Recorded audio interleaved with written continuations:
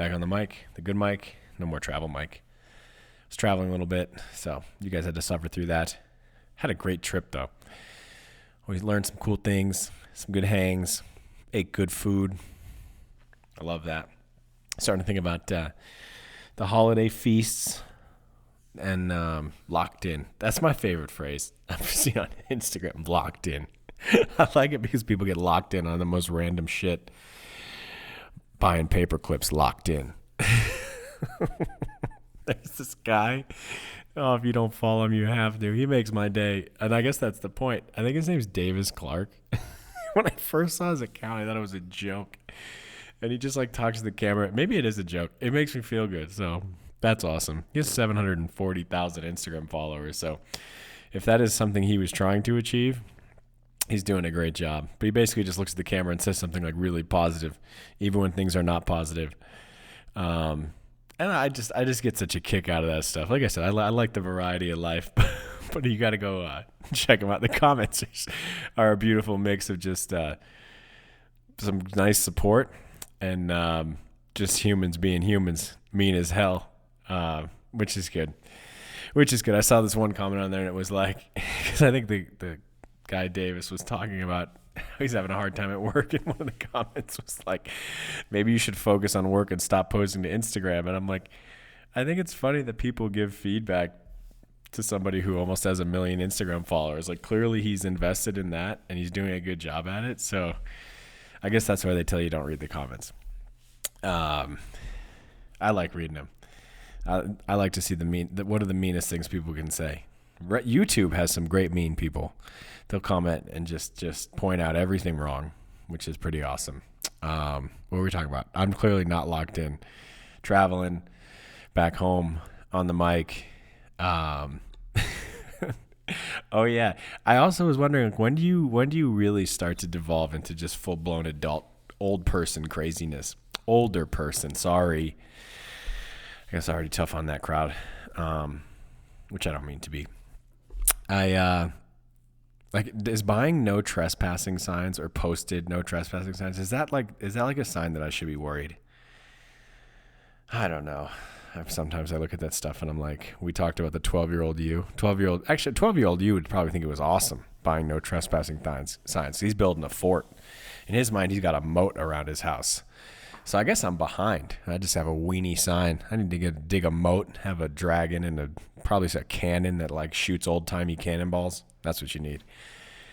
Anyway, I wonder where does that slide down to just adult craziness where you're just yelling at everything. And my wife and I are 100% going to be that like classic TV couple where she says something and I'm constantly just saying, what? And she's just not pronouncing anything and mumbling, and I'm walking around the house going, what? That's me. For sure, we're headed there. And all my no trespassing signs. But as far as not being locked in, I wanted to talk a little bit about, the 12 Days of Christmas workouts coming up. I'm going to coach open gym tomorrow, Christmas Eve. I'm not really going to coach. It's open gym. I'm going to walk around dressed like the Grinch and no rep people and be mean and heckle them. But, open gym. Our gym did the 12 Days of Christmas workout today. Was sort of like the vibe. And then we'll get some stragglers tomorrow in open gym who didn't do it. I think I'm going to give it a shot. I forgot what it was. I don't want to take the time to look it up. But I'm going to now say just another grouchy old person thing. Oh, God, 12 Days of Christmas workouts are such a mess.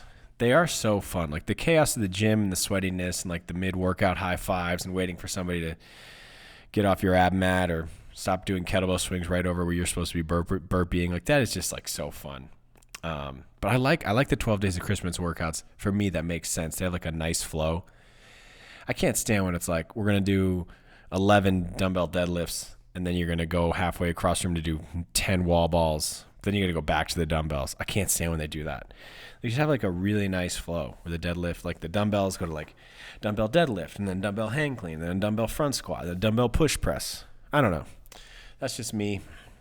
If I remember by the end of the workout, I'll share it. But 12 Days of Christmas workout. For those of you that don't know, basically you do like On the first day of Christmas, my true love gave to me partridge in a pear tree. A lot of birds in that song. But you do like one burpee, and then you do like 2 box jumps, 1 burpee. And you do like 3 sit-ups, 2 box jumps, 1 burpee, and you progress all the way to 12. It's all kinds of movements. People love chippers. But that got me thinking about programming. And this week, today I spent way too much time on the internet, smashing Instagram. And it reminded me of something I saw for a while, and I still see it pop up now and then in the coaching development sphere. And I get why they would say this, because if it mattered too much, they'd probably be out of a job.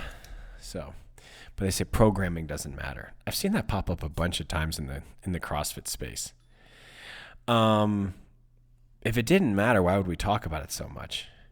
I don't know if that's a good argument. I feel like that's a good argument. And I'm trying to think of other things we talk about a lot that don't matter. Somebody out there is like the Kardashians, but clearly they do something that influences or impacts people. But maybe I'm dating myself. There's probably some like new cool family now, quote unquote cool. I'm trying to think of one. I got nothing.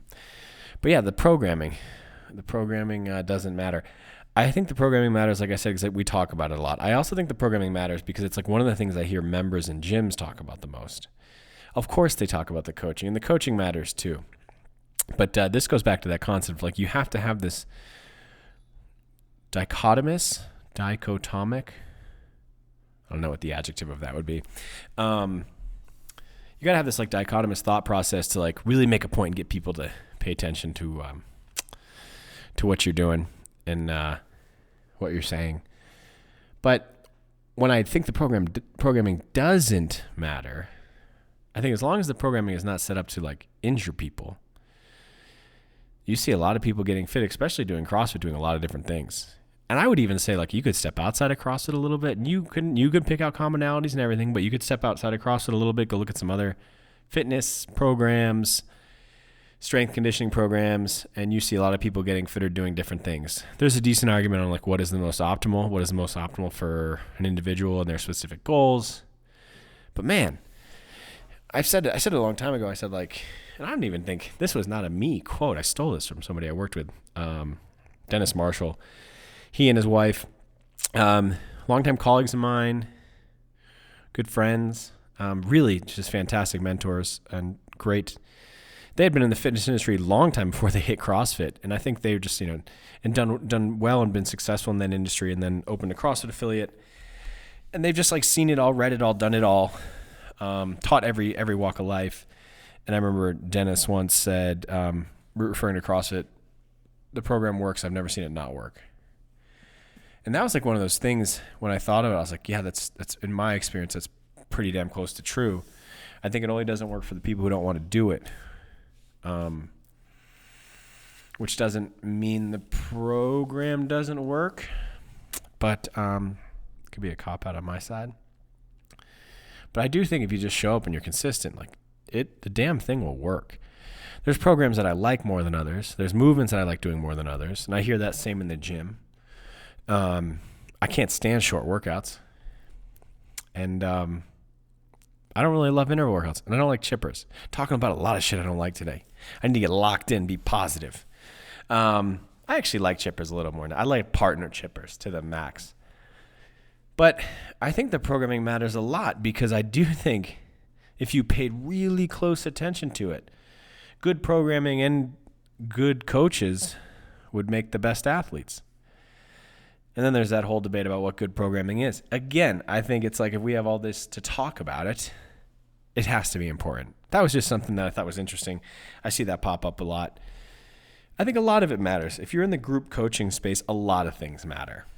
It's a beautiful mix of art and science, and there's a lot to do there. And that's why I think if you're going to continue to do something like that, you should always kind of self-assess and see what's going on and learn new skills. And have somebody else tell you what you're doing great at and maybe where you need to focus. But I do think the programming matters. That's all I got. There's a longer topic there. But don't be afraid to pay attention to the programming. Certainly pay attention to your coaching.